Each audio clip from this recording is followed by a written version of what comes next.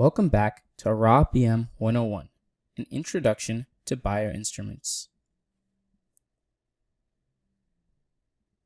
In the last lecture, we talked about optical fibers as well as their applications and uses.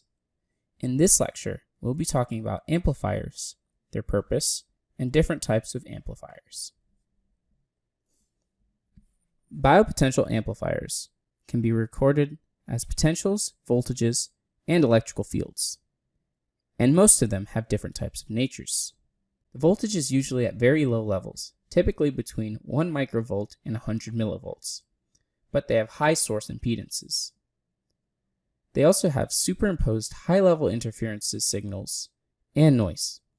The amplifiers also must have very specific requirements, including selective amplification, rejection of noise and interference signals, and also the guaranteed protection from damages through voltage and current surges for both patient and electronic equipment, with the last one being the most important of the requirements.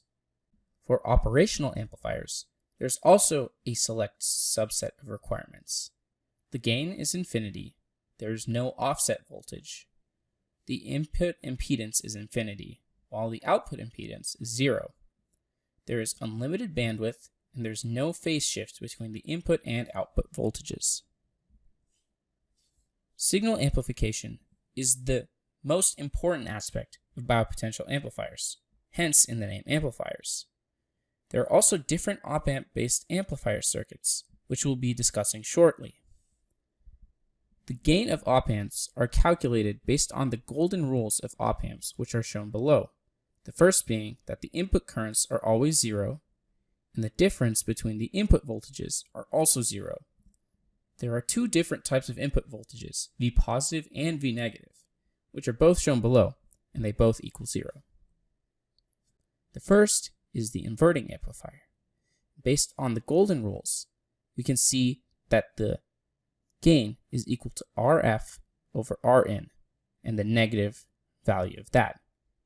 Inverting amplifiers provide more stability to the system than non-inverting op-amps, and in the case of inverting op-amps, negative feedback is used, and it is always desirable for a stable system. Next, we'll be talking about non-inverting amplifiers. Based off of the golden rules, we can see that the gain is equal to 1 plus RF over Rin. A non-inverting amplifier uses the voltage divider bias negative feedback connection, and the voltage gain is always greater than 1, as shown in the summation of 1 plus. The voltage gain is positive, indicating that for an alternative current input, the output is in phase with the input signal, and for the direct current input, the output polarity is the same as the input polarity. Next, we'll be discussing a summing amplifier. Based on the golden rule, the summing amplifiers, the voltage output is shown below.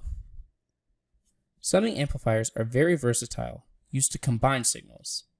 These amplifiers add the signals directly or scale them to fit some combination rule. They are used to apply a DC offset voltage with an AC signal voltage.